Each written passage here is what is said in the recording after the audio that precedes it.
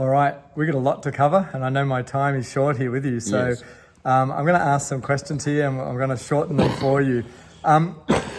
Very quickly on the US dollar, this is almost a personal question I've got. I went and watched many of your previous interviews with various people, and you have said you felt the US dollar is currently significantly overvalued. My question is, when economists say that, what does that mean? Overvalued compared to what? That is one of the problems of monetary inflation, in other words, money printing. When you increase the quantity of money, it's very difficult to determine what is overvalued, what is undervalued. Mm-hmm. And the same I could argue today. I could make a very strong case that gold is significantly overvalued. Mm-hmm.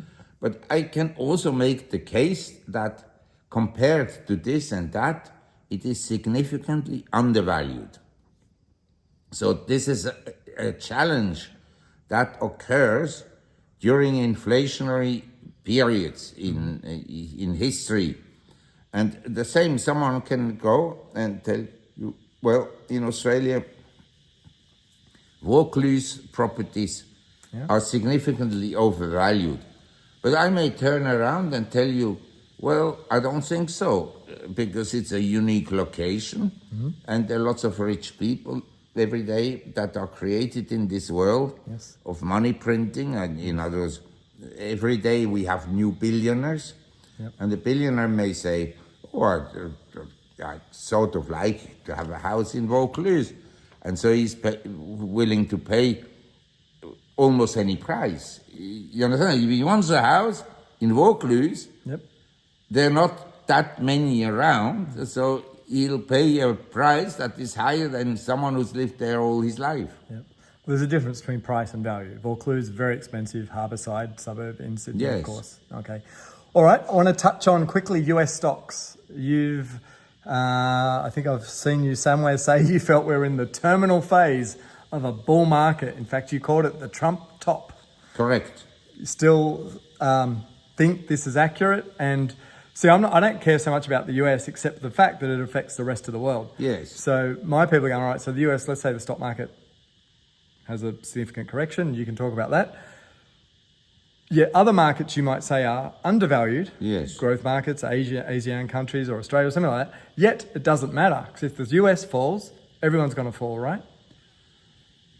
This is the very big question, because there are cases when the US went down and other markets were dragged down. But there are also cases when the US went down and money flowed out of the US in other markets and they went up. Okay. And one example is, for instance, I have to say this, I had predicted the 87 crash, and then I predicted that Japan would collapse in 1989. And it happened.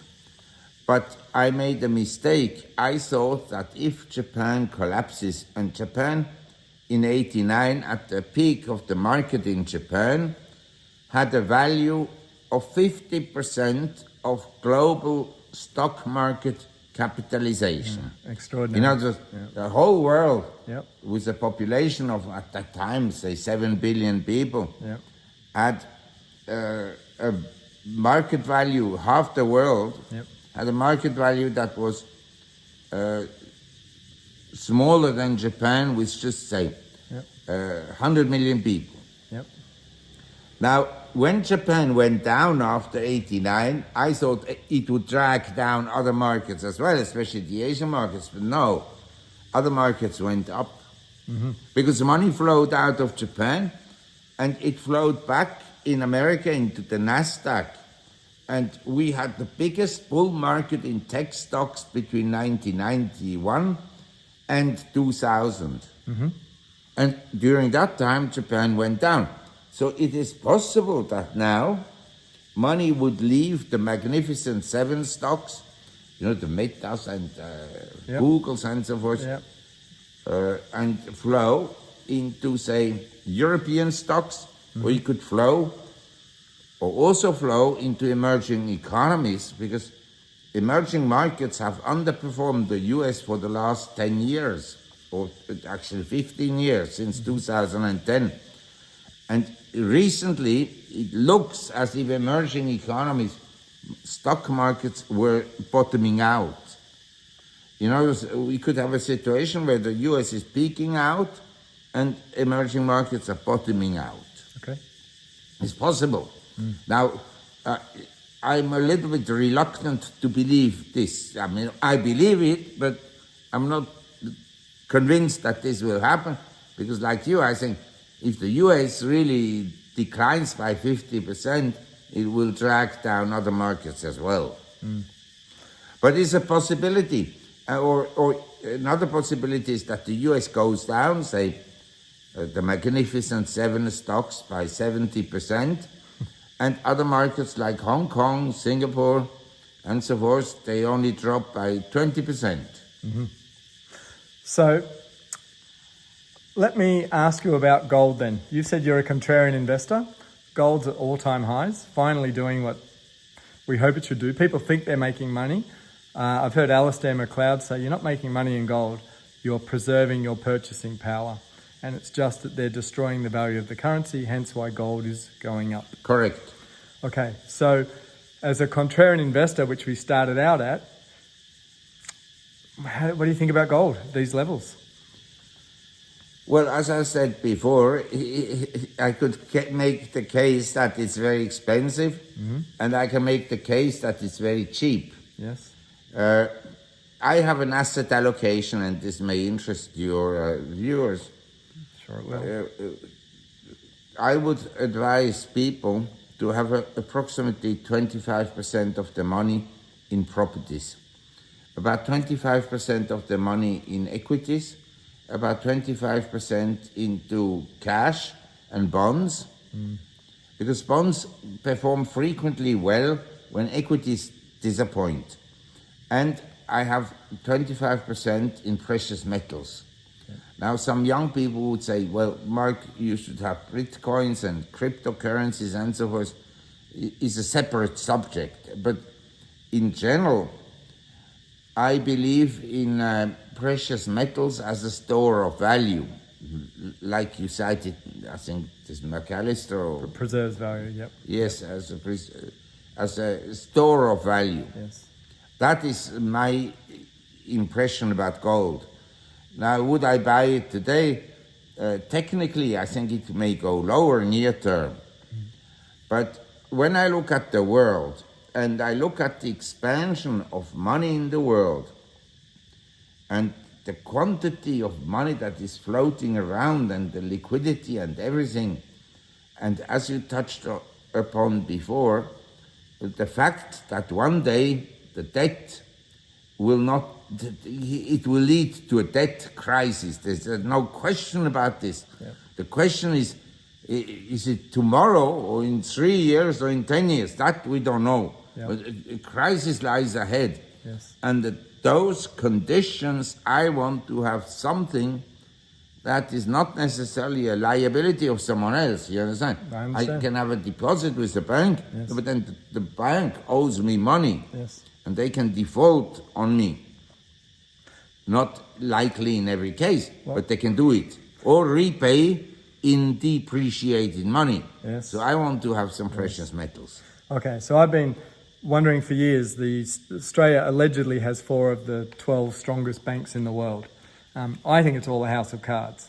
That's my personal view. Yes. When they want to turn it off, they will. Yes. And they brought in bail-in laws across the world in 2018. It was Valentine's Day in Australia that basically said if the banks go under, they'll take our deposits to pay off their mismanagement. Yes. Nothing we can do about it. But what do you do then? Yeah, I'm telling you, the diversification. Okay. That is what you do. Okay, so you're going to diversify. You're going to be in 25% in gold, 25% in stocks, 25% in real estate. Did you say 25% in bonds? And cash. And cash. So the cash probably, is it going to be in your backyard or is it going to be in the bank? There's a risk there. And I think most Australians would not even know how to invest in bonds. We have government treasuries, which might be similar, but even that, most people wouldn't know how to do it. Yes, maybe they don't know how to do it. You ask me a question. Yes. I give you an answer. Whether people know how to do something or not is a different matter. That's right. It's a different question. The question was what I would do with my money. And Awesome. I told you Yes. to diversify. Point taken. Hope you guys got that as well. All right, contrarian investor, gold, maybe pricey, depends on the value. Silver. The gold and silver and platinum will move in the same direction, but at different times and with different intensity. I also explained to you before the problem with monetary inflation is that prices don't move evenly. Some move up strongly now, and others move strongly tomorrow or in a year's time. Yes. So right now, silver and platinum are relatively inexpensive compared to gold. Completely agree. All right. Over the last year, Mark, I've been traveling Southeast Asia. I haven't traveled since COVID, really. Looking at retirement options for Australians, but also investment opportunities for Australians. Thailand, very interesting. There's a couple of visas that very easy to get a visa over the age of 50 in Thailand. My question to you is, there's many options for everyone, but they've got a particular visa called the LTR, long-term visa, which has 4 options within it. One's called the Wealthy Global Citizen, one's called the Wealthy Pensioner. Now, if you qualify for either of them, it requires you to make an investment financially into Thailand of either 250,000 US or 500,000 US to get the visa. It's a 10-year visa. One of the big benefits is they guarantee you no tax on foreign-sourced income. So you could own shares in Australia or the US, get the dividends paid to you for free here in Thailand if you're a tax citizen here. My question is, if you were to take one of those visas today, and obviously you live long-term resident of Thailand, and you had to invest $250,000, $500,000 into the Thai economy, and they give you options. I don't know the detail of it, but it's basically property, stocks, or Thai companies. Where would you allocate that money? Well, first of all, I'm married to a Thai lady. All the properties we own are in her name, so I don't own them anymore. Yes. But it's not a burden on me because I have international assets. But it's something that people have to realize. Real estate, landed properties is usually owned by a Thai company, and foreigners can't really own it. Yes. Now you can own a condo and so forth. You can own a stock portfolio, yes. Yes. And I have a stock portfolio in Thailand for other considerations as well. Okay. All right. Perfect. If I mention some countries to you just quickly in this region, would you be open to just suggesting your thoughts on them as and the strength of their economy and in the next short period of history in the future? So do you have thoughts on Malaysia?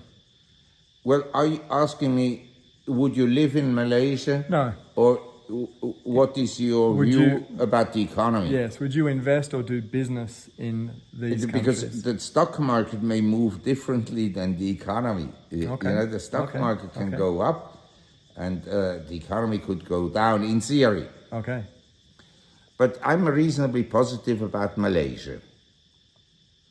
They seem to have a very good government. I'm not sure the government is anywhere very good. but that is also the case in Australia and New Zealand. I mean, what we've seen, what disasters we've seen in New Zealand, that is really the unbelievable. All right. Well, I guess I was referring to, they're very harmonious in their, they have 3 different major religions there, and they're very big on promoting unification, and everyone gets along. I have a Malaysian friend. I asked him, what do you vote? And he said, in our country, nothing ever changes. Okay. Okay. Vietnam. I was an early investor in Vietnam, and we still have investments in Vietnam. I'm very positive about the country long term. But if people move to Vietnam because they say that China is corrupt, they'll experience their own wonders in Vietnam because it's a very corrupt country. However, the Vietnamese are very hard-working people. They're very Chinese-like. Yes. Always busy with something, you know, and always trying to make a deal. Yep. So the country economically will significantly outperform Thailand. I mean, there's no question about this. Okay. But the other question is, when people go to Vietnam and they go to Thailand, you ask them, where did you like it better? They like Thailand. Yes. Because the people are laid back and Yes. you know, they're not. This is a very non-violent society by and large. Yep. Can I throw Cambodia in there? Do you have any thoughts on Cambodia? I think it will develop economically, but mostly as a province of China. I mean, China has a huge influence in Cambodia and Laos. Yeah. But the country, I think, has great potential. Mm-hmm. Okay, great. I think so too. And they're massively urbanizing. What China did 30 years ago is kind of happening there now as people move to the cities and all that sort of stuff. Wages increase. Okay.